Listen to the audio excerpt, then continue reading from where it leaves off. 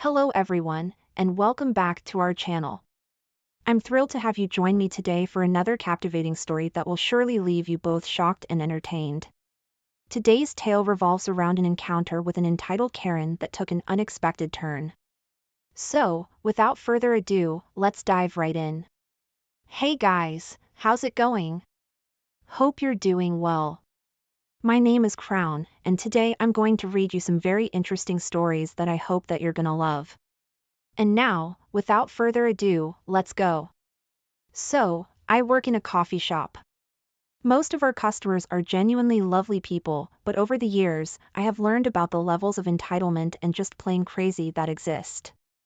To be honest, I didn't think anyone could surprise me anymore. Tonight's events might actually have surpassed the guy who put a curse on me and my family. The guy who threw a ceramic cup at my head one morning. The drunk girls who threw up all over the front door at 7 a.m. then walked in and got grumpy that we didn't have any vegan breakfast items. The time a guy managed to get himself so wound up that he started swearing at me because I hadn't laughed hard enough at his "if you can't find a product on the till, then it's free" joke. That I have previously never ever heard before. Ever. Honest. Yeah, okay. So today I was cleaning up like usual and for once, it was going pretty smoothly. One of those dream shifts where you look around and just know you're going to get out on time. No last-minute customers demanding you make drinks and mess up every piece of equipment you've just spent an hour cleaning. It was glorious. I did the usual rounds telling the last few stragglers that we were closing in 5 so if they could start finishing up and getting themselves ready and so on. And I went through to the office to start the admin. Now, one thing you need to know is our company policy states that you can't take the till off and count it until the doors are locked. Obviously, you can't lock the doors until all the customers have left. And this is usually not a problem. So I came back through to lock the doors and there she is. Let's call her Karen, okay?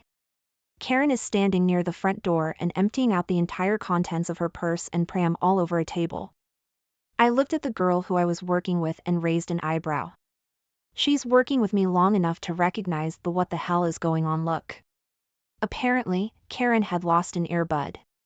Great. So since she's been a regular customer for over a year, I put on my best customer service act and go across. We went back and checked where I knew she'd been sitting. Then check out the other table she had also been sitting at earlier. Turns out I never want to put my bare hands that far down the sides of the sofas again. We both searched and couldn't see anything. I offered for her to leave her details in case it turned up in the morning. I'm on early so I'd have another look tomorrow. But nope. This wasn't good enough. Before my eyes, this usually very normal, polite, pretty, reserved grown woman turned into a raging banshee. Screeching about how they are 150-pound earpods. Several things happened over the next half hour. Her husband appeared. Someone needs to give that man a medal, or maybe a CT scan. He quickly sussed out the situation and tried to talk some sense into her. She then started screaming about how she wasn't leaving until it was found. And she was calling the police. At one point, they were physically fighting over her phone while she dialed 999. And he was calling her crazy. Side note, never call a Karen crazy. It does not end well, my friend. I was standing to the side quietly watching this all unfold. Keys in one hand and phone in the other. While texting my boss what was going on and reminding her she really does not pay me enough to deal with this. Being the absolute champion boss she is, she called and heard some of that chaos going on in the background. Karen's poor husband continued to try and reason with her. There was a little more chat between me and him while she wailed down the phone at the police. She started demanding I go check the rubbish bags. Apparently telling her she was more than welcome to go check them herself. But they were in the skip bins at the back of the building. Was just not the right answer. Eventually, her extremely patient husband got sick of her so he left. At one point, she shouted at my colleague who asked her to move so she could finish mopping the floor, which set Karen off again. Her husband reappeared as she was kicking off at me again for stepping in and saying the girl didn't shout at her. and pointing out that after her behavior for the past 20 minutes, she was in no position to decide who is and is not shouting. It was at this point she finally pushed the limit of my patience when she said the words, "I am not leaving until you show me respect. You would treat me differently if I was from this country. Now something else you should know, I'm not actually from this country either. I might have the local accent, but my birth certificate states something different. I'm also not white, so I take particular offense when someone tries to use a race card in a racist way. Sometimes people are just jerks and it has nothing to do with the skin color of anyone involved." So my restrained customer persona slipped. I left one of those, "Are you kidding me?" laughs. I said the words, "Did you actually just call me racist?" "Nope, I'm out." While her husband started having a go at her for being ridiculous, I went and grabbed a till and stormed off into the office, half expecting to come back out and find Karen chaining herself to the front door and chanting, "We shall not be moved."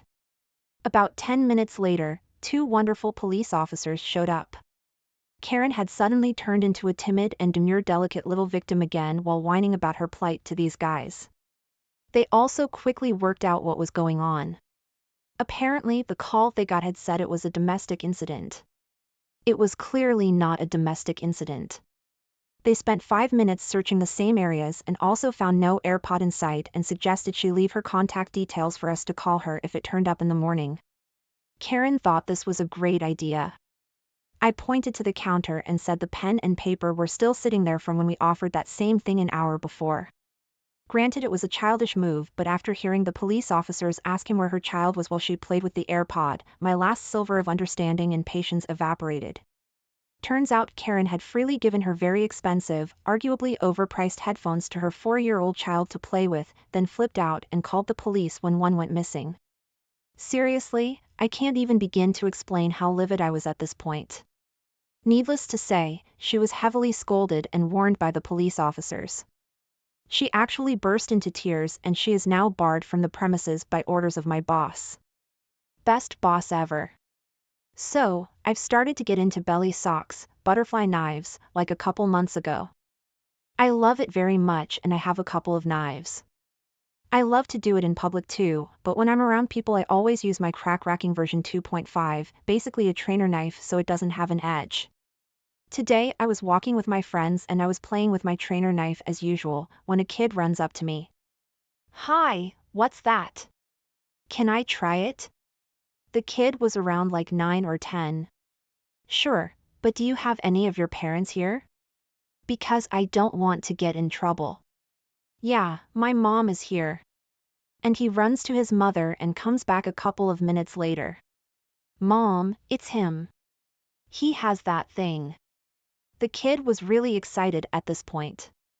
"Can you show us some tricks, please?" "Sure." So I started to do a couple of easier tricks like a thumb around. "Hey, put that knife away. You're gonna hurt us." "No, I can't do that, even if I wanted to. This is a training knife, so it's fully dull and doesn't have an edge." And then, I grabbed a blade. "Put that away or I'm going to call the police. If you want to, you're going to be the only one who's in trouble." So we waited there until the police arrived. "Yep," she called him. "So, what seems to be the problem here?" "This young man has a knife and hurt us." Her kid says. "No, he didn't say anything wrong." The police officer turns to me. "Is that true? You've got a knife?" "Yes, officer. I've got one in my pocket. It's a butterfly knife, but it's a trainer so it doesn't have an edge. Can you show it to me?" Slowly. "Sure." And I reached into my pocket and handed it to the officer by the blade. "So he sees it doesn't have an edge. Okay, I see no problem here. Thank you, sir." And he started to hand me my knife, but the entitled parent snapped it out of the officer's hand and decided, I don't know why, to slap the officer. "Ma'am, put that knife down and put your hands behind your back. Now." "But I'm just doing what you can't do." Then she threw my knife full force to the ground. And the rest of the story was that the mother got arrested for lying to an officer, harming him, and damaging someone's property. And me and my friends stayed with the kid until his dad arrived. So without getting too political, we recently had an election in the USA. My aunt supported one side while her husband and adult offspring supported the other side. The election did not go the way my aunt wanted it to. Aunt proceeded to flip her crap, breaking things, yelling, and even going as far as to set her daughter's "I voted" sticker on fire. Her husband called the cops, declined to arrest her for anything, but suggested that she find a different place to stay for the night. This happened yesterday in New Jersey. Fast forward to 2 a.m. today. Here I am sleeping peacefully in my home with my family, over 500 miles from all that drama. My fence alarm goes off, waking me up. I don't know if it's a bear or a trespasser, so I get my pants on and grab my shotgun just to be safe. Turns out, my aunt cut the locks off my front gate because she couldn't get in, and I wasn't entering my phone. Why did she have bolt cutters in her car? So I safely stow my weapon and ask her what the hell. She starts crying and screaming. Mind you, this is at 2 a.m. in a quiet rural community, about how the devil took her family and they threw her out. And she says that since she has nowhere else to go, I need to let her in, so she can stay in my guest room for a while. I told her one of my guildies is using that room right now. The room is occupied. This person came from Texas all the way to West Virginia to hang out with me. I'm not gonna toss them out with 30 seconds of notice because my aunt showed up. So she decides to call the police and tell them that I'm keeping her from entering her home. We're out in the woods, so the cops don't get here quickly. 4:41 in the morning, the cops showed up. I see them talking to her in my driveway. She shows them the bolt cutters and the ruined lock. A few minutes later, the officer knocks on my door. Your tenant claims that. I immediately cut him off and told him that I do not have a tenant. I own and occupy this structure. Then I offered to show him the deed. Well, this woman claims that. I cut him off again. What does the address of her ID say? At this point, the cop is pissed at me. I can tell. So I try to de-escalate the situation. Look man, she doesn't live here. She has never lived here. That's my aunt. She lives in New Jersey. Please check her ID card. The cop calms down a bit and lets me know that he will talk to her and then comes back. 10 minutes later, the cops come back to my door. 3 of them this time. Not just the one from earlier. One of them had stripes and a rocker on his arm. He asks me if there is any way aunt can stay here for the night. Because she's too drunk to drive, so he can't let her back on the road. This woman just drove from New Jersey to West Virginia drunk. Thank God she didn't kill anyone. I told him that she cannot stay here, but that I'm sure there is room in the local jail. The cop asks me if she can just sleep in her car in my driveway and leave in the morning. I told him absolutely not. When she wakes up in the morning, I would just have to call him to get her off of my property, so that would solve nothing, and I asked him to remove her from my property. Long story short, her car got towed and she is in a drunk tank for the night. I was a witness to this a long time ago and the results were learned by word of mouth. Once upon a time, there was a kid. Let's call him Marco. Marco was your everyday kid. A little skinny. I remember him being slightly geeky, and if you left your pins unattended, he'd disassemble them before you turned back around in your seat at times. He was nice, polite, and fairly helpful. This was middle school. One day though, he does it to a bully, and let's call him Polo. Polo is huge but was fat. He looks like if you drill 3 holes into him, a giant could use him for bowling. He's not nice, he's not handsome, and he's got a posse of equally disgusting friends who all gang up together to bully others. I suspect that if they hadn't ganged up with each other, they would have been bullied. Perhaps they have been in the past and got a taste of power over others when they ganged up. I don't know. I kept to myself. One day, I saw Marco with a swollen eye and wet hair. He's limping a bit too and his backpack is ripped. I ask him what the hell happened, and turns out Polo threw him into a bathroom stall by his backpack, which ripped. The toilet got him in a knee and Polo shoved his face into the water, bashing his eye into the seat. I asked why Polo had done this to him, and he says, I took his pin apart. It was just a big crystal or some cheap pin like that. Things escalate over the next few weeks.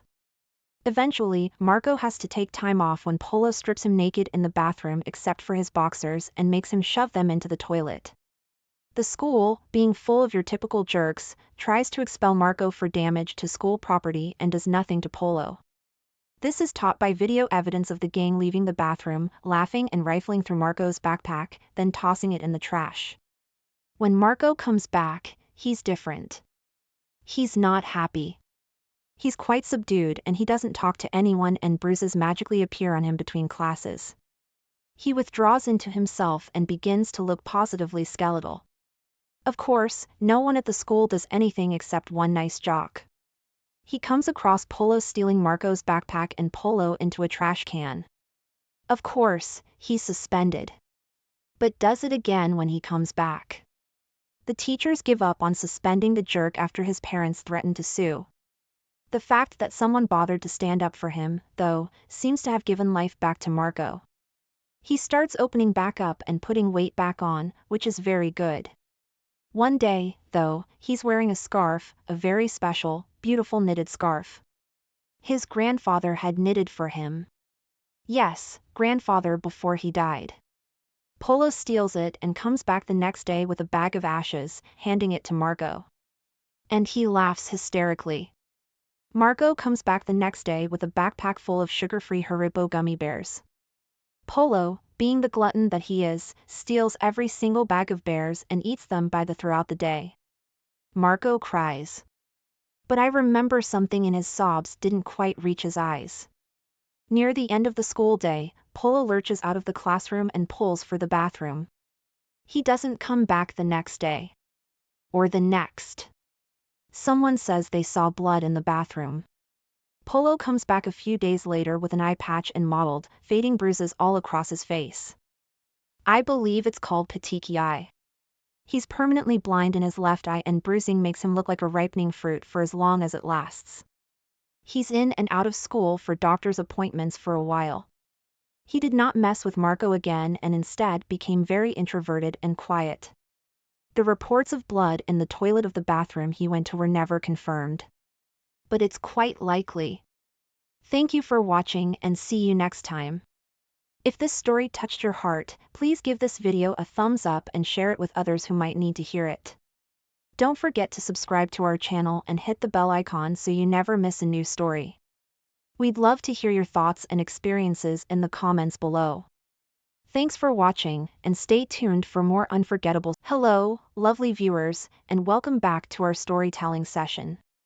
Today's tale is one of shock, betrayal, and sweet, sweet revenge. Picture this: you come home early to surprise your beloved spouse, only to find them entangled with someone else in your own bed. It's the stuff of nightmares, isn't it? But what happens next is a plot twist you won't see coming. Join me as we delve into the story titled, I Came Home Early to Surprise My Wife and Found Her in Bed with Another Man. Here's how I got my revenge. What he then came home to was terrifying. He saw his wife in bed with her affair partner, but rather than confronting them, he recorded them for proof, then walked out and ghosted her. Now, she's history. Let's get into today's story to find out what happened. So, I went on a work trip for a week and told my partner of 3 years, ex, that I was coming home on Sunday, but I had actually booked a fly-in yesterday and take her on a surprise date for her birthday, which I otherwise would have missed. I messaged ex happy birthday yesterday morning and asked what she was doing for the day, to which she replied she would be having a wine and movies night with her friend, Y, who lives in our apartment block. I reiterated that I could not wait to be home on Sunday. She said she couldn't wait and that she loved me. It has been really hard to write and relive this, but when I got home, I parked out by the front of the building on the street, and when I walked through the code gate, I couldn't see lights on up by our balcony. I did see Y's lights on, so I assumed X would be at her place. I didn't even have to enter, as her place was on ground level, and I saw through her window she was on her couch watching TV alone. I figured maybe X was out, so I walked up our 3 flights of stairs, and as I approached the door, I could hear it, and my heart just sank. The sound of R&B music, moaning and knocking. The door wasn't even locked, and with the way it's positioned, opening the door gave a direct view of our bedroom. I just slightly opened the door and saw my girlfriend straddled on top of who I instantly recognized to be a guy from the gym we go to. I think what stood out to me more was that it looked like it was unprotected sex, as I could see everything. I quietly closed the door and my soul just felt like it floated out of me. I knew they never heard me or noticed the door. I sat on the step for a good 5 minutes to process. This has always been my worst nightmare, but to literally have it play out exactly how I dreaded, another man in our bed just gripped at the heart. I couldn't cry as it felt so surreal. Was this really happening? Was I dreaming? The continued sounds quickly brought me back to earth. I got up and walked out of the building and towards the front gate. Y had spotted me through the window and called out to me and waved, gesturing for me to come over. I do get along very well with her, and in the past she had told X how highly she thought of me as a friend too. She had also openly told X that she found me attractive and asked if I had single friends who were also my nationality, from New Zealand. There had always been chemistry between us the first time I met Y, but that always stayed buried in my mind. I put on a brave face and walked into her apartment. We hugged and she asked what I was doing home early. I told her I had dates mixed up and wasn't she supposed to be having birthday drinks with X? She seemed confused and told me that X said she was going out for drinks with some of our gym friends. Go figure. I instantly burst out in tears and cried for what felt like forever, and she got quite worried asking what was wrong, did something happen to me, etc. I struggled for words but blurted out that I had just walked in on the 2 of them in our bed. Her face turned so white and she just hugged me and started to cry too. She knew I was a joker, but I think she knew this was no joke. I just started talking out of frustration, saying that I didn't know what to do, that they could be up there all night, and that this was my nightmare. We had no issues in our relationship other than her lack of interest in sex once every 6 weeks. It's a wonder I lasted 3 years with her, and I had accepted that a long time ago. Y laughed through her tears and told me she had always been single and not had sex the entire time she knew me, and joked that maybe we could both use it. That actually made me laugh a bit too, and I hugged her, thanked her, and for a second forgot X was upstairs cheating on me. I asked her if I could stay there for the night as I had nowhere to go, and I slept on the couch. I am still here a day later. I watched the guy leave in the morning and watched in tears when he came back this evening. I'm supposed to be home tomorrow afternoon. I haven't texted X all day, but she hasn't texted me either. Truth be told, the only comfort I have now is with Y. How do I deal with X? Do I walk up there and interrupt? Do I call? Firstly, I want to thank everyone for their views, opinions, and advice. I'm still trying to keep up with reading the comments. I appreciate those saying I should have had a backbone or spine. To be honest, I'd be saying the same things to someone else.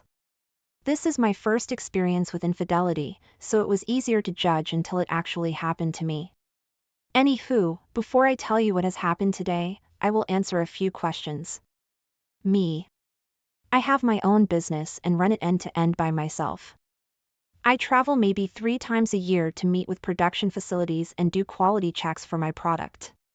Physically, I am 6 feet 6 inches, 124 kilograms, and I play rugby and have done a lot of boxing, so I can definitely defend myself. However, I do not go around using that. I absolutely tower over that piece of crap guy in every way. I earn a very comfortable living, as does X, so a split will not financially cripple either of us. And we're not married. The tears have been shed. I realize this was a blessing in disguise, and I know what I need to do. Apartment. We split all the bills 50-50 and have 4 months and a week left on a year-long lease which has both our names on it. We had been actively looking for a home to buy. I guess I dodged a bullet there. Why? What a woman.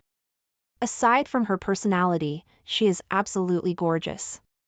How she is and always has been single, I will never know, and she has not been intimate with anyone in over 3 years, according to X. She has been on my side through it all without saying a cruel word about X.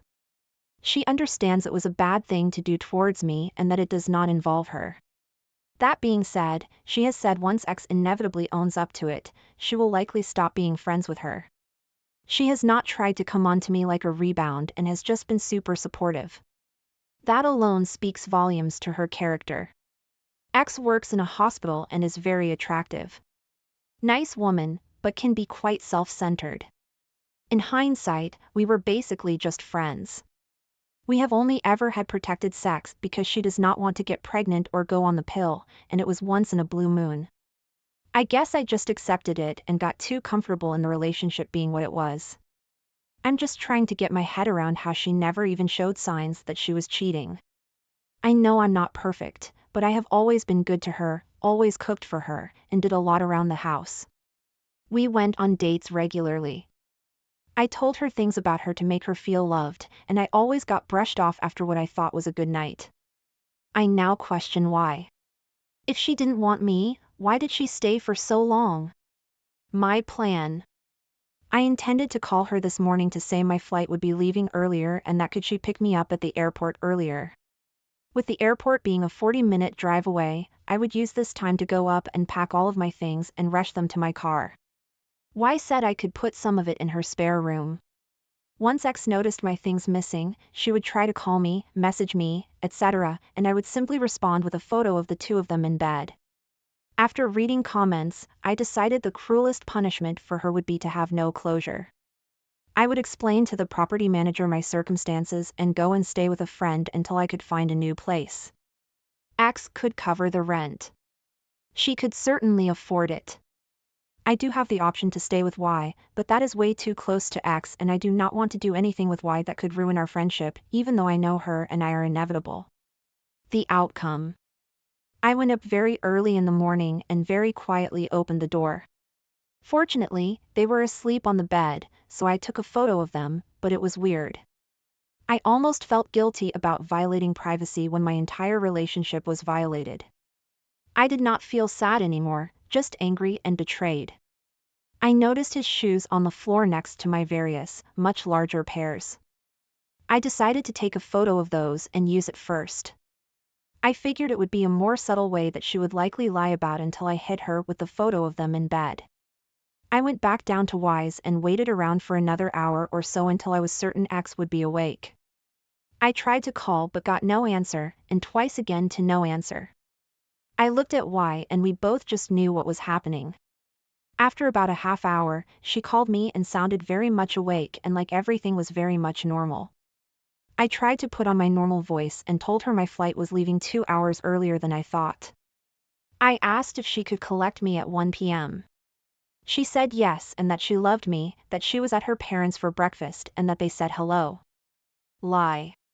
On that note, her parents love me and will be broken about this. I went and laid down for a few hours to run through what I would get from the apartment. Other than clothes and a few appliances, most of my stuff was already boxed as I knew that if we bought a house, I wanted an easy move. Around midday, I saw X go down to the car park and I gave it a few minutes after she left before I moved my car and went upstairs.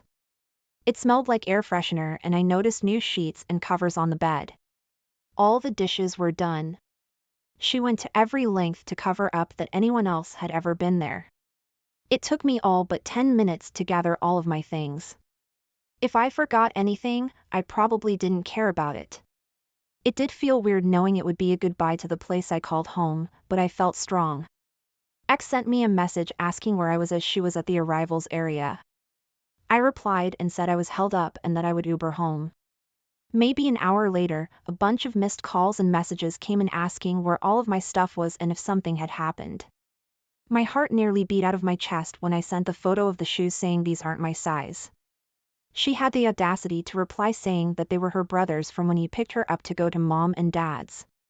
Did I not say she would pull something like that? I didn't even want to discuss it, but I knew she was cornered, so I sent the photo of them in bed and I left it at that. She did not even try to call. I was expecting a wave of calls or texts. In my eyes, that was me leaving her, and I know I could have called her out or caught them in the act and confronted them, but I wanted her to know I knew and that she would never be able to know how or explain herself. I will not tarnish her name as it is not in my nature and I do not want to ruin her life, but she can live with this forever, although I doubt she has a conscience. I have left Wise as I know X will be down to see her soon, and I met my friends nearby collecting today's rundown to relay to you all. If it were not for Y, this would have been a lot harder, but I know she will sever her friendship with X in the next day or two. I am doing well and looking ahead. This hurt at first, but I'm glad I found out now and not after we bought a home. I have sent an email to the property manager informing her of our sudden split and that she would be covering the rent until the lease ended and that she could keep the bond. I think the pain for X will be when Y and I begin our inevitable relationship. Good for you, OP, glad to hear that you didn't tolerate any of the crap your ex has put you through and have immediately moved on. You do not need to give her any kind of closure whatsoever. She needs to suffer the consequences for her actions and the pain she has caused you. If I were you, I would not get involved with Y right now. I feel like it is too early for you to do that. Instead, I would call your friends and family, tell them everything that happened, and ask if you can stay with them temporarily for the time being. If you're on a lease with her, then contact your landlord and tell them what happened so that you can get taken off. I wish you the best with your situation, OP. Thanks for taking the time to listen to today's story. Don't forget to like and subscribe if you haven't done so yet, and comment below on what your thoughts are on today's story. If there's a story you would like to share with me about your own situation or someone else's, then please do not hesitate to contact me. Take care, everyone. If this story touched your heart, please give this video a thumbs up and share it with others who might need to hear it. Don't forget to subscribe to our channel and hit the bell icon so you never miss a new story. We'd love to hear your thoughts and experiences in the comments below. Thanks for watching, and stay tuned for more unforgettable. Hey everyone, welcome back to the channel. Today, I have an incredibly shocking and nerve-wracking story for you. It's about trust, betrayal, and the lengths one man went to uncover the truth. Imagine discovering that the person you love most in the world might be hiding something so devastating that it could destroy your entire life together. Well, that's exactly what happened in today's story. So, sit back, relax, and prepare yourself for I caught my wife's affair with the butler and it got worse when I fired him. 10 years into our marriage, I became very wealthy thanks to the percentage of ownership I had in my father's company. So, I bought my loyal and lovely wife a mansion for us to live in, which came with a butler who was prepared to take care of all the undesirable chores. My work schedule was pretty spontaneous because I could visit the office as I pleased or work from home. Our marriage and life together for the next 20 years after that were blissful other than some odd moments and occurrences.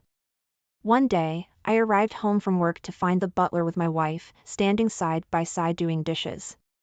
She was drying, the easier part, but I didn't understand why she was willingly doing any of the chores and standing so close to him. Their elbows touched a few times, and I coughed to let them know I was there. My wife jumped, but he just moved away from her a little bit. She said she felt bad he was in here all by himself, so she wanted to keep him company and help a bit. She was so cheery and warm, I couldn't tell if she had any ill intentions. Another time, I came home to find her lounging in the pool with the butler gardening and staring at her. They laughed a few times before I came out to greet them. It was clear that they were at least friends, but I didn't like how friendly they were. I thought I was just being controlling and jealous, so I accepted that my wife was friends with and cared about the butler. What was the harm in that if I trusted my wife of 17-ish years at this point? We spent every moment I wasn't busy together. I loved her, and I could tell she loved me. Yet another odd occurrence was when I walked upstairs to find the butler closing our bedroom door. It had been hours since I was upstairs because my wife was still sleeping.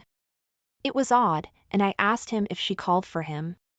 He jumped when I spoke and turned around sheepishly, although I could tell he wanted to act normal. He stammered and said she called to ask him for some water. I accepted that for a moment, but reminded him that he was not to enter our bedroom or open the door. He didn't know what to say besides, "Yes, sir." He walked away quickly, and I opened the door to find my wife in her panties drinking water. I asked her if the butler saw her like that, and she said no, she just took off her robe again. I was skeptical. I was heavily considering hiring a new butler. It seemed like she was flirty with him, at least, and I didn't like that he was most likely in our bedroom with my wife in her panties. Before I could terminate him, I saw him smelling my wife's panties. I know, it's really bad, really ballsy. I caught him on the security camera. I told him that was unacceptable and made my wife really uncomfortable. I didn't even tell her about it, but when I told him she was uncomfortable, he instantly looked like he didn't believe me. That ticked me off. I told him he was fired. I hired someone else, this time a female maid since I knew my wife was straight. I decided that even if I was jealous and protective, it was a smart decision. 1 week later, I arrived home to find the maid outside gardening. I went upstairs and found the butler I fired coming out of our bedroom once again, except this time he was dressed in regular, but still kind of formal, clothes. He looked at me like he was amused, but inconvenienced because I was there and saw him. I asked him what he was doing in my house again, and he told me my wife hired him for something else. He said it with such nerve, all I wanted to do was punch his smug face. I told him to leave and not to come back, no matter what my wife told him. As he walked away, I went into the bedroom and found my wife wearing a skimpy little nightgown. I asked her what was happening, and she looked nervous. She said I was home earlier today than the week before, and I told her she always knew my schedule was spontaneous and not to change the subject. She turned red and told me I was freaking out over nothing. I asked her why she couldn't explain why she was here in her skimpy nightgown after the butler I fired just came out of the room. She was pretty stunned and said she hired him back for things around the house the maid couldn't handle. I asked if one of those things was helping her with her personal plumbing and lubrication. Her jaw dropped, and she couldn't look me in the eye. Her cheeks must have been burning, they were so red. It looked like blood vessels in her face were showing up. It was crazy. Her face never turned that red in all the 30 years we were together. She finally said in a weak voice that if he did help her with that, it was nothing against me. I told her that it most definitely was against me because she belonged to me. We were life partners, and only I was permitted to help her with her plumbing and lubrication. She said she wouldn't ask him to help her again, and asked me not to worry about it anymore. I asked if that meant she was admitting to sleeping with him, and she was silent. She nodded yes very minimally, with her eyes watering. Then she started speaking really fast about how it didn't matter, she just considered it a job, nothing meaningful that would take away from our marriage, and she needed me to forget about it so that nothing changed between us. I told her this was most certainly going to change things between us, and it already took everything away from our marriage. I told her we were over, called her a name, and told her to get out of my home. I was extremely careful to get a post-nup signed after I came into more money. It's not that I didn't trust my wife at the time, it was because my father and I were lawyers, which means I couldn't ever be made the fool. So my wife sorrowfully packed her bags. She had too many bags for someone with nowhere to go. The butler came to pick her up in the car he afforded with the paychecks I gave him. They stayed in a motel where the butler had been staying after I fired him. My wife had so many belongings, clothes, that she had to leave some of it behind, which I immediately told the maid to sell on eBay, or keep for herself. They stayed in that motel as long as they could, but their money ran out without me signing the checks. They tried to contact me, individually, blaming each other for what occurred and asking me to take them back into the mansion. It was gratifying that they were turning on each other and failing to survive or do anything with their lives. Even to this day, my ex still tries to ask me for help and gives me some updated sob stories about where she is in life. It is not glamorous, it's far from what she was accustomed to with me. I've become something like Bruce Wayne in town, and I have no complaints. Even though her betrayal hurt, I knew from the moment I found out that I could recover from it. Not because of my money, but because I know what love is. And it wasn't that. OP, I am sorry your wife couldn't see what a great life she had with you. I honestly feel like the attention and sexual tension she experienced with the butler was too much for her immature brain to handle. It was a man in close proximity to her that she shouldn't sleep with, no matter how much he would have been willing. He obviously paid her attention, and when their friendship developed, she couldn't keep her legs closed. I believe she was egotistical and materialistic, and didn't have the respect she should for her providing and loyal husband. What this type of woman needs to understand is that resisting temptation pays off in the end. No man should be able to convince them to disrespect themselves and their spouses by breaking their vows and trust. I'm not sure what happened in your wife's head, but we are all here for you to offer support. Now let's get into our second story for today. One fateful day, when my wife went to work, she forgot her phone. I took the opportunity to check it and was appalled by what I found. I should have known what was going on, because my wife, 25, was extremely excited about going to work suddenly. She said it was because she became in charge of a business task that she really enjoyed. It was something like designing different abstract images each day for a newsletter. I, 28, believed her. She was a good girl, and I was proud of her for earning us additional income for living expenses. The only other dead giveaway was that she didn't want to have sex as often, but then I knew why. It was because she was sexting with a coworker, sending pictures, and talking about the sex they had. It was disgusting. I drove to her work immediately. I backed up all the stuff for her phone, because although she wasn't getting it back, it was going to be deactivated. I brought it with me, and started by showing the receptionist, who I only met once before.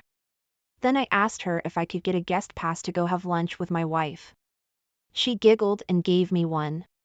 She knew I was sarcastically infuriated, and this was going to be a heck of a show. She followed me in, putting up a "be back in 5 minutes" sign that she scribbled out. Everyone looked up from their desks to see me. I must have looked determined and angry. I asked everyone to gather around, and they did. I said I had some news to share about somewhere they all knew well. They were all sparkly-eyed with gossip endorphins when they found out who I was talking about. People started looking around for AP and my wife. AP came out of the bathroom just then, and we all looked at him. I announced that there was a guy who had the audacity to sleep with my wife. Some of the co-workers started shouting out insults at him. Among these, he was called despicable. Just then, my wife's head peeked out of her office. When she saw everyone looking at her, she went back inside and shut the door. Now everyone knew what my wife and AP looked like naked. Some girls whispered that they knew something was going on between them. Coworkers took the time to print/draw signs that said slanderous insults and taped them on my wife's office door. I thanked them for their creativity and left, wondering where the boss was that allowed all this to happen. When my wife got back to the house, I already had the locks changed. She took the stuff I let her have to AP's house. They both quit their jobs that day and walked out shamefully. In our town, there was just one major employer for like half the population. So when I shared with people the things my wife talked about and took pictures of, everyone in the area knew about it or saw it. It didn't take long for them to decide to move about 500 miles west. I couldn't have asked for a better outcome. Since she moved out of state, our divorce was made final through the mail. She didn't ask me for anything, thank God, but I would have been able to prove her infidelity anyway. She was done with me and the embarrassing past she was trying to forget. I felt the same way about her and couldn't be happier with the choice I made. OP, I am sorry your wife behaved like an untrustworthy office cheater. It's hard to get as low as a person who cheats on their spouse while utilizing their trust to earn income for the family. What are they even working for if not to improve the life they have at home? If they honestly believe the person they start an affair with at work or anywhere is better than the spouse they have at home, they're wrong. The grass may seem greener on the other side. Finding a person with a new set of features, issues, habits, goals, and interests is completely unnecessary. It is only a shame when a marriage or union ends because one spouse thought they found better in someone else or just thought they could effortlessly manage two serious relationships. Really, the only grounds for divorce, the proper way to end a marriage, is when one person absolutely cannot or will not honestly communicate with the other person. Thank you for sharing this story. I appreciate your bravery and bold confrontation. Thank you for taking the time to listen to today's stories. If you enjoyed listening, please feel free to like and subscribe if you haven't already. Also, Comment below with your thoughts on what happened. Take care. If this story touched your heart, please give this video a thumbs up and share it with others who might need to hear it. Don't forget to subscribe to our channel and hit the bell icon so you never miss a new story. We'd love to hear your thoughts and experiences in the comments below. Thanks for watching, and stay tuned for more unforgettable. Welcome back to our channel, where we delve into the most extraordinary tales of love, loss, and unexpected reunions. Today, we have a story that is sure to tug at your heartstrings and leave you speechless. Imagine discovering that the woman you left behind was carrying your child, and now, with a terminal diagnosis, you have one last chance to make things right. This is the incredible story of Alex, titled, "I Left My Girlfriend, Only to Find Out She Had My Son, and Now I'm Dying." Join me as we explore Alex's emotional journey from despair to redemption, and the unexpected twist that changes everything. Alex stared dejectedly out the window of his luxurious apartment. He achieved everything he dreamt of and even more, but he had no friends because there can be no friends in business. He was alone. His parents died almost 10 years ago. He was not married. At 40, he had no person to hug. The phone on the table rang. Yes. Mr. Wright, you have a deal at 3 o'clock. Can you come? Yes, I'll come.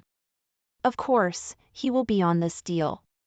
A week ago, after a painful treatment, when he recovered a little, the doctor called him and said, "Alex, unfortunately the treatment didn't work. You need to try another direction." How? And why did I suffer these 2 months then? Unfortunately, it happens. Sometimes it takes 2 or 3 courses to figure out which one is the most effective. No, I don't want to participate in your experiments. He slammed the phone on the table and it shattered. A few days later, he put his business up for sale. He decided that he would spend the time he had left traveling in resorts, and he would leave to die in some mountain village. He himself didn't know why in a mountain village. The doctor said 3 months, maybe a little more, unless a miracle happens. And a miracle can happen only in one case. If he agrees to a new treatment and it has not yet been fully studied, there is progress. This treatment helps people, but not all and not at all stages. He then asked the doctor, "What are the chances that it will help me?" "I'll tell you honestly, the chances are very small because, as I said, the treatment has not been fully tested." And why do I need it? To once again hope and then lose it? Not. Yesterday, he walked around the city on foot and was glad that he could still do it and was not lying on a hospital bed. He stopped at the church and some old woman immediately approached him. "Help me." He handed her some banknotes. Old woman looked at him in surprise. No one has ever given her that much money. When he was about to leave, old woman took him by the sleeve. When you do good deeds, dying is not so scary because many people are grateful to you. He left and the words of the old woman still sounded in his head. He decided that when he got home, he would pack all his warm clothes and take them to the homeless shelter. Once he was one of the sponsors who created the shelter. People who had something bad happen in their lives could be there. Not homeless people chose their own path, but those who needed help. Someone was deceived with an apartment. Someone ran away from her husband. Someone else had some other reason, and this place was never empty. Alex looked at the time. More than 4 hours remained before the meeting, so he decided to lie down. He didn't sleep well tonight. He sat down on the couch and immediately fell asleep. He probably fell asleep because suddenly the events of the past about 10 years ago stood before his eyes. 10 years ago, he met a woman named Wendy. Soon he was ready to make her an offer of marriage. Wendy worked as a nurse and lived with her mother. In general, she was an ordinary woman, but she told him that she only wanted his money, but he laughed in her face. "What money?" Wendy is a holy woman, but it turned out that he was very wrong about this. On the day when he was going to propose to her, she asked him for a large sum of money. He then replied that he would think about it and left her. He left, never to return. She called him the next day only once. He didn't answer the phone and she didn't try to contact him again. Perhaps he remembered for so long only Wendy of all the women he had, and he had a lot of them. He loved her. Alex woke up an hour later. He felt good. If he didn't know that he was sick, he would have not believed anyone, and the only change in the body was that he often required rest. During the day, a man could sleep 3 or 4 times. In the evening, after Alex returned from the meeting, he began to pack his things. Mrs. Hardy peeked into the room. "Alex, I'm here." "Mrs. Hardy, I told you not to come here again. I don't want you to starve to death." Alex smiled. The kind woman had been his housekeeper for more than 5 years. She immediately began to treat him with maternal care. She fought with him for a long time so that he would have breakfast in the morning. They even fought. Alex told her that he decides what to do, not her. But of course, Mrs. Hardy won, and he immediately began to eat porridge, scrambled eggs, and everything that was given to him in the morning. She was right. Alex felt better, and he was not tired, as if he had recharged since the morning. "And what are you doing?" "I decided to take some things to the shelter." "This is good, but I don't understand. Will you take all your things there, and what will you wear in winter?" "In winter, I won't need anything anymore." Mrs. Hardy pretended that she didn't hear his words, because she replied, "That's right, you buy yourself new clothes." She went into the room and began to help Alex pack his things. It took them an hour to do this. Then they had dinner for another hour, and Alex felt that he was dead tired. He decided to take things in the morning, and now he's gone to bed. In the morning, he was greeted at the shelter almost with hugs. "Mr. Wright, where have you been? We haven't seen you for a long time." "Mr. Heyman, I have a lot to do. By the way, you need to send someone to unload the car. I brought you things and food." "Of course, we will do it now. Come to my office, where we will drink tea." They sat, talked, and drank tea. There was a knock on the door. "Mr. Heyman, can I come in?" "Come on, Paul, we have guests." A young man entered the office. He worked in the shelter as a lawyer. He was paid a salary from sponsorship money, and he helped those who were in a difficult situation. He greeted Alex and turned to the director. "I came about the new girl. Seems like a real crime there." Alex raised an eyebrow in surprise, and the director hurried to explain. "Recently, a woman came to us. Good and positive, but her husband repeatedly beat her, and now she ran away from him, and he doesn't give her the child, and besides, he burned their documents." "What are the police doing?" "Nothing. He works for the police." "But this is wrong. This woman has nothing. Everything in the family is registered to the husband." He immediately sued for the deprivation of her parental rights, and he found false witnesses who testified that she was a bad mother. "Now, we are looking for anything that can help us, and she has no relatives. She has no one who could help her." Alex suddenly thought that he had a very large and beautiful apartment. Is this woman really good, and does she really need help? Yes, she once worked as a nurse, but then her husband ordered her to quit. It so happened that at first, he fenced her off from everything, and then he began to mock her. "Can I talk to her?" "I have an idea." "Of course. Paul, please invite Wendy to join us." Wendy was a nurse. What a coincidence. But there was no coincidence, because it was the same Wendy with whom he was in love. Alex sank into a chair. She has lost a lot of weight, and her eyes are completely red. Apparently, she cries a lot. "Hello, Mr. Heyman. Do you have any news? One person wants to talk to you." She turned around and froze. "Alex?" Alex turned to the surprised director. "Can you leave us? It turns out we know each other." Mr. Heyman was surprised by this fact, but he was also delighted. He felt genuinely sorry for this woman. She told him about her life, in which there was little good. Her mom died. Wendy couldn't find money for her treatment. At that time, Wendy was pregnant, but she refused to talk about the father of her child. She wanted to finish everything, but the same policeman saved her. He saved her from depression. True, he demanded in return that Wendy marry him. Her husband was 22 years older than her. Alex was silent for a long time, then said, "I have only one question for you. Why did you ask for money then?" Wendy looked up at him. "My mother was sick. I urgently needed money for her treatment." "Is your mom recovered?" Wendy shook her head as a tear rolled down her cheek. "No, I didn't find the money." Alex suddenly realized what a bastard he was. "Why didn't you explain to me why you needed the money?" She shrugged. "You ran away right away. Then I tried to call you, but that is already in the past." "What did you want to talk about?" "I want to help you. I don't really want to accept your help, but I have to do it. Not for me, but for the sake of my son, who is also your son." He almost lost consciousness. "What did you say?" "What you heard. A week after you went missing, I found out I was pregnant.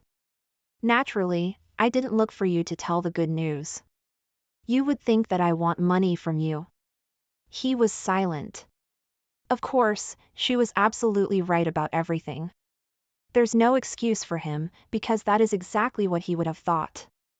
An hour later, everyone who could help arrived at the shelter. Alex called the best lawyer and also called an acquaintance who was indebted to him and at the same time was a friend of the chief of police. The thought that he had a son gave him strength. He also realized that his love for Wendy had not disappeared. He just convinced himself that love is no more. He left the shelter in the afternoon. Wendy saw him off. "Alex, I heard that you have health problems." He looked at her cheerfully. "Yes, I have problems, but now I know that I am not alone. I know to whom I will leave my apartment and money. Don't you have any chance?" Tears streamed down the woman's cheeks again. "How to say to you? The doctors offered me one experimental treatment, but there are also few chances." "Did you refuse this treatment?" "Yes, I don't see the point in suffering." "For what or who?" "I repeat that the chance is very small." "Forget it. You have to do this for your son, for us. You are not alone. We really need you." He looked at her carefully, said nothing, and got into the car. And when he left the shelter, he took out his phone and called the doctor. "This is Alex. I agreed to try. Now I have a meaning in this life." A year has passed. Wendy sat in Alex's luxurious apartment and talked to her son. "Max, why are you so nervous?" "Mom, do you think Dad will agree to come with me tomorrow? I have such important competitions." "Max, he is only being discharged from the hospital. We don't know how he feels yet." "Mom, I understand." But Dad was very cheerful on the phone. Literally 2 months ago, they heard from the doctor what they had been waiting for so long. Everything worked out. Now a good rehabilitation and you can return to normal life. Alex was exhausted from the heavy treatments. He looked at the doctor in disbelief. "Are you serious?" "There is nowhere more serious. Of course, you still have a long rehabilitation ahead of you. But I can already say now that we won." He didn't understand why his eyes were suddenly so hot. Yes, for the first time in his adult life, he cried. When he calmed down, he was able to call Wendy. "We won." He listened with a smile as Wendy, Max, and Mrs. Hardy cheered at the other end of the line. This is his family and they are happy for him. Max saw his father first. "Dad!" The plane had landed 15 minutes ago and Max was jumping up and down in anticipation. He rushed to Alex who hugged him and then Wendy came up to him. She wrapped her arms around him with a sigh. "Hi, Alex." Alex hugged the two of them and even closed his eyes at how good he felt. He is so happy now that words can't express it. He looked at Mac's dad. I have a competition tomorrow. Will you come? Max. Wendy looked sternly at her son and he lowered his head guiltily and Alex smiled. Don't yell at the child. Son, of course I'll come and I will even scream and cheer for you. And now let's go home. I got very hungry. I'm so fed up with this hospital food. I want homemade food. Wendy laughed. Mrs. Hardy has been cooking in the kitchen since morning. She's going to fatten you up after the hospital and she won't even let us into the kitchen. And they went to the exit, hugging tightly. Thank you for watching this emotional roller coaster of a story. If you were moved by Alex's journey and the incredible twists of fate, please like, share, and subscribe to our channel for more heart-wrenching tales. What would you do if you found yourself in Alex's situation? Share your thoughts in the comments below. Stay tuned for more stories that touch the heart and inspire us all. Until next time, take care and cherish every moment with your... Welcome back, everyone! Today, we're diving into a story that highlights the struggles of balancing generosity and dealing with the unreasonable demands of others. Imagine wanting to give your child a special gift, only to face unexpected obstacles from your ex's family. This is a gripping tale of a mother who wanted to surprise her son with a car for his birthday, but things took a shocking turn when her ex's family got involved. Let's unravel this nerve-wracking story titled, I wanted to buy my son a car for his birthday, but my ex's family made outrageous demands. Let's get started. I had my son way too young with my then boyfriend. We split up when he moved away for college and became an absent father when he returned for the summers. He became more active when he moved back after graduating, and we started doing 50-50 custody. I was 24 then and went to community college and got into sonography school, and I'm now an obstetric sonographer. During that time, it came out that my ex had never graduated and was in enormous debt from gambling during his time away. It explains why with a full-ride scholarship and a degree in a high-paying field, he was working at the mall. Once I got a job, I was able to upgrade my standard of living and provide a better life for me and my son. He's now nearly adult and entering senior year soon, and I want him to get a lovely gift to celebrate his birthday this summer. I asked him earlier this year when we talked about cars, what car he would want, and he said a 2023 Camry. While we're financially well off and don't struggle, I know he thinks buying a car is out of our budget, so he didn't suspect a thing. Here's the issue, I was speaking to my ex's sister, whom I am semi-close to, and I brought up the idea to her. She seemed excited, but then said I shouldn't. She said it makes her brother look bad since he doesn't have a car, and it would crush him to know that his son has a brand new paid-off car while he barely scrapes by. I told her that's not my issue and that it's not my fault he doesn't have his life together. He's 33 years old and still lives at home, doesn't have a car, and constantly switches retail jobs after spending weeks stretching out and watching orientation videos as long as he can. My son told me he recently spent almost 2 months watching Home Depot orientation videos and then quitting the first week on the floor. He doesn't want to work hard, so why should I feel bad? After a few days, she calls me and says she has an amazing compromise. She told my ex that I had planned to buy a special gift for my son this summer and asked if he was willing to pitch in. He offered $80, and she's going to add another $80 for a total of $160. Then we could tell our son we bought it together and he feels like his dad pitched in. This is for a $34,000 car. I told her no thanks, I have it covered, and she got upset and said that this could bring my son closer to his father, since they don't have much of a relationship, and not to be a selfish idiot. Ever since I said no, she called me twice, calling me an idiot and saying I should either let him chip in or not buy it at all. Am I the idiot? Ha ha ha, is she kidding? Not the idiot. So, she doesn't want her brother to feel bad that his son has a car and he doesn't? OMG, they need to grow up. He does not work to improve his life, it sounds like, and that's not for you or your son to feel bad about.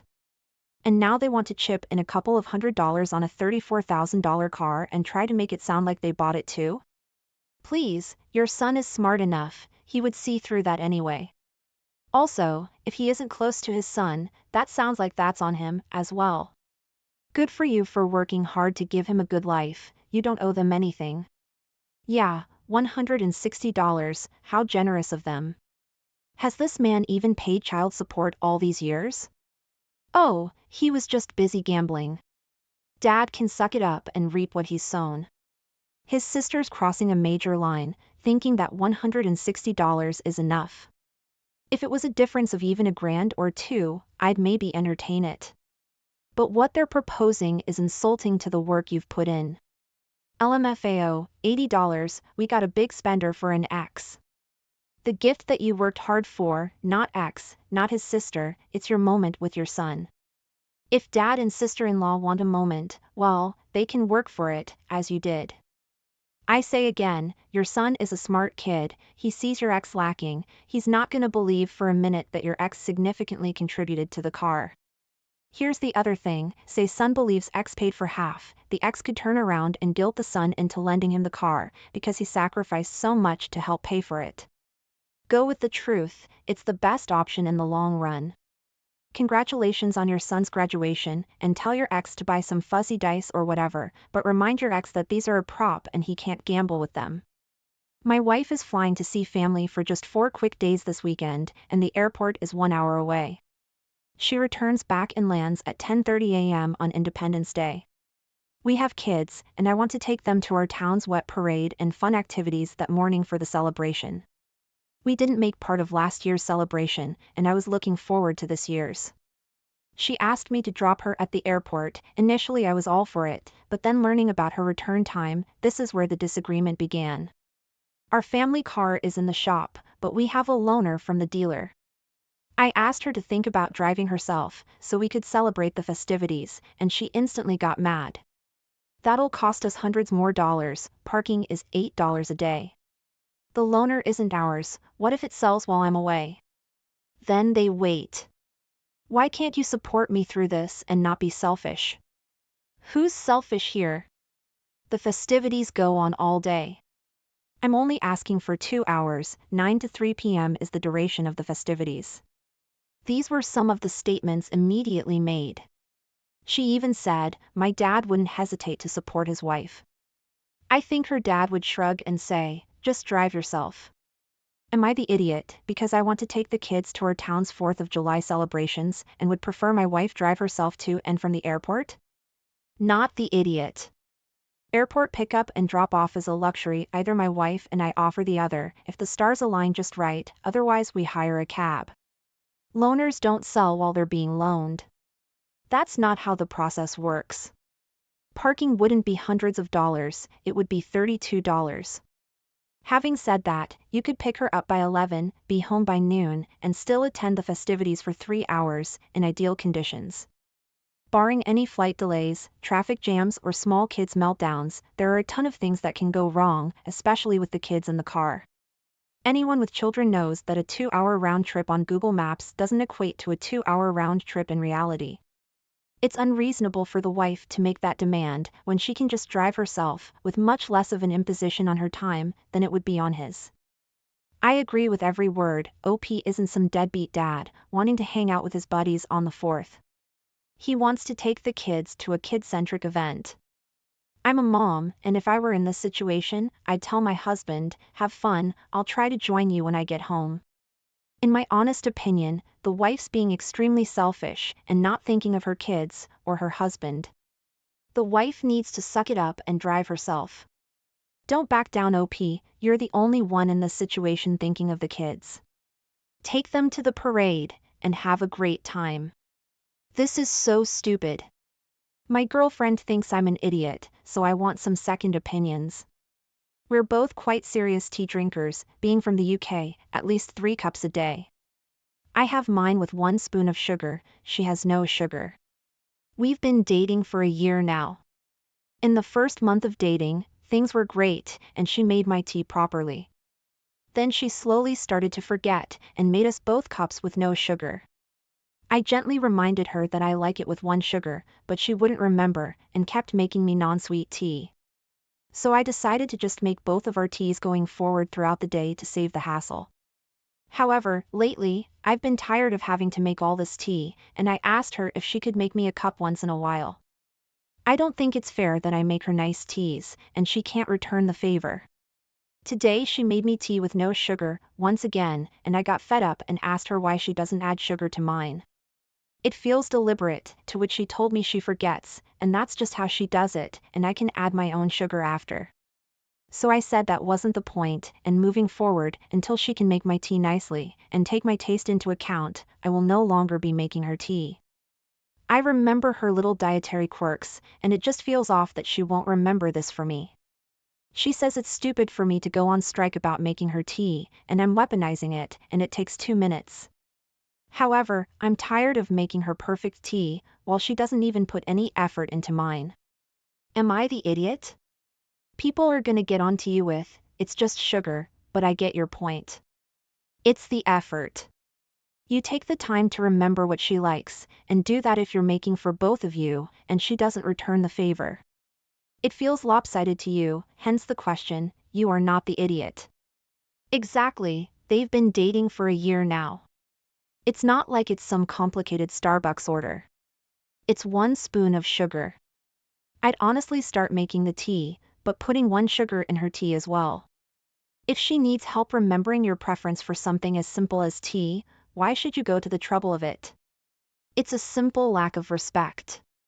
If he wasn't British, I would have suggested that as well, but he's probably too darn polite for stooping to the level the rest of the world would applaud, Canadians probably being the exception.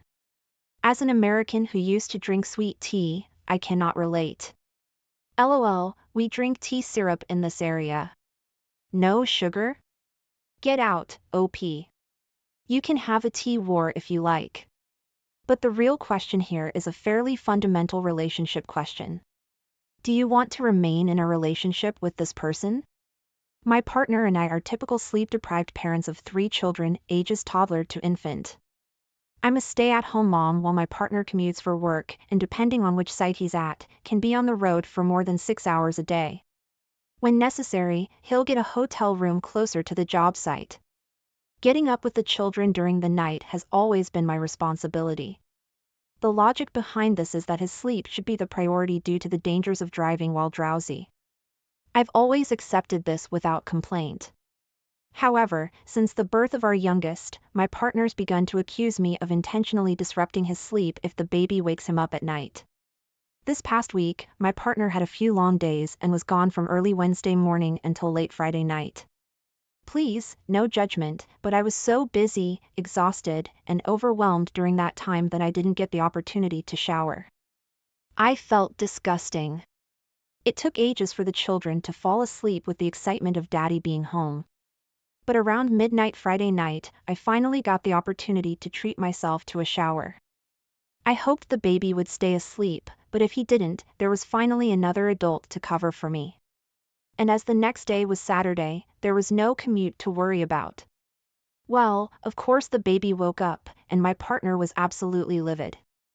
I was accused of being selfish, vindictive, unsupportive, and using the baby as a weapon to punish my partner for getting more sleep than me.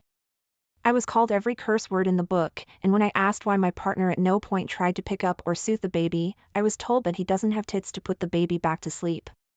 So, what would be the point? At first, I was equally angry at my partner for choosing to lash out at me instead of caring for the baby. However, now that I've calmed down, I've started worrying that I was wrong. While my partner's accusations were wildly off base, I may have been an idiot to just assume it would be okay for the baby to wake him, especially when the baby's nighttime care has historically been my responsibility. So, am I the idiot for assuming it would be okay to let the baby wake up my partner because I desperately needed a shower? Not the idiot.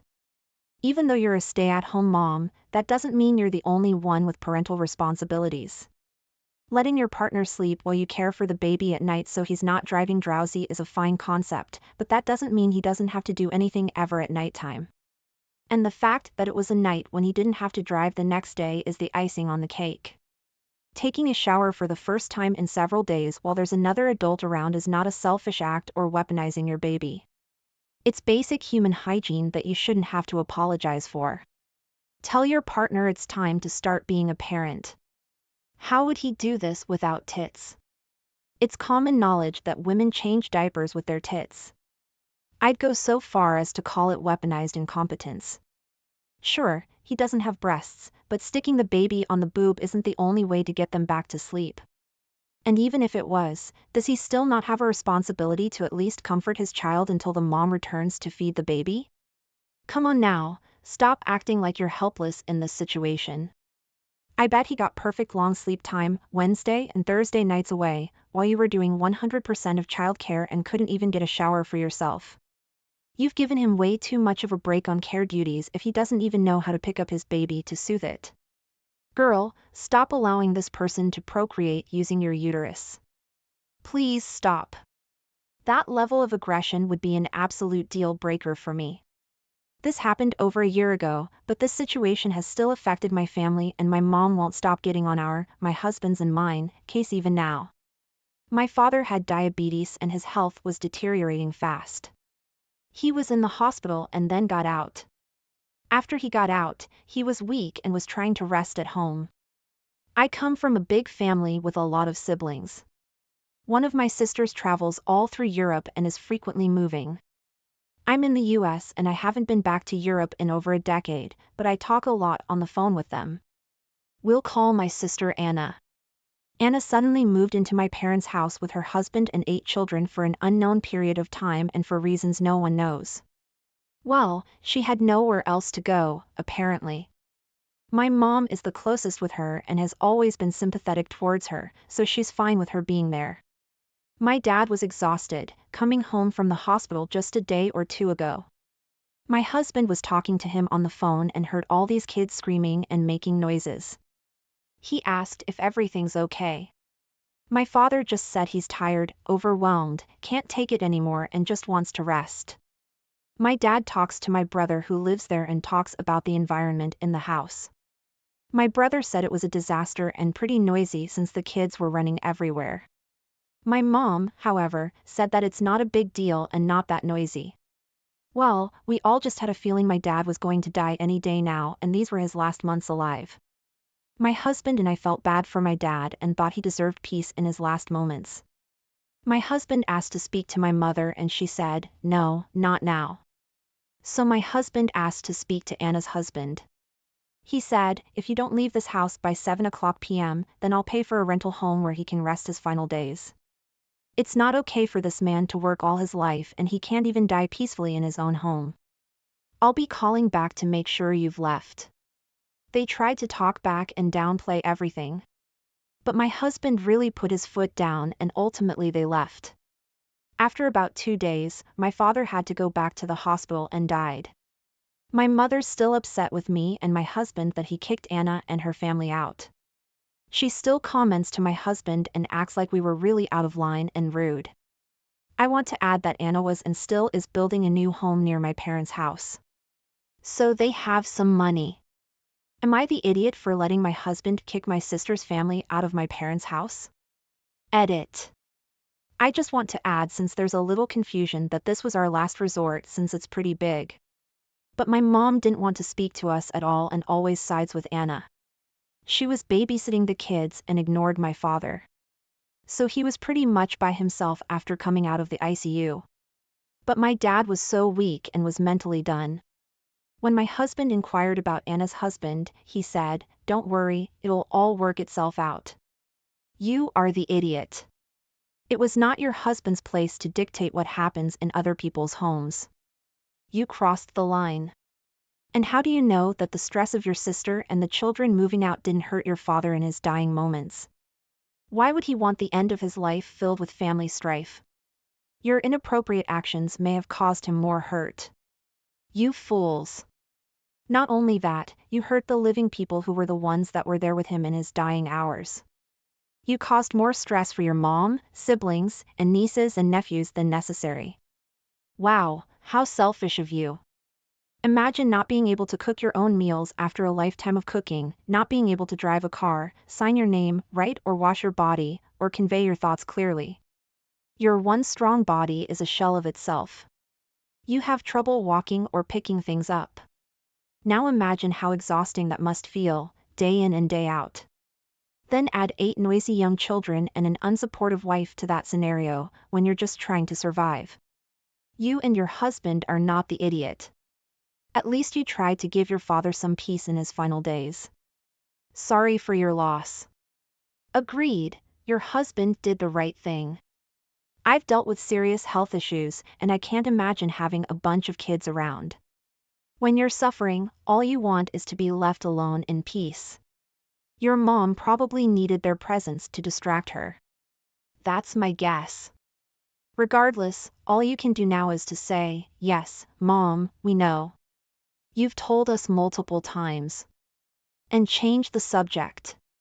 As we immerse ourselves in today's tale, I invite you to reflect on your own experiences with family dynamics and the challenges they may bring. Share your thoughts and insights in the comments below, and remember to subscribe to Heartstrings and Home for more heartfelt stories that resonate with the soul. Together, let's explore the enduring power of love, resilience, and the bonds that define us. Thank you for joining us on this emotional journey. If this story resonated with you or sparked any thoughts, please give it a thumbs up and share it with your friends. Don't forget to subscribe to our channel for more thought-provoking stories and hit the notification bell so you never miss an update. And if you have a story of your own that you'd like to share, drop it in the comments or send it to us. We'd love to feature it in a future video. Thanks for watching, and we'll see you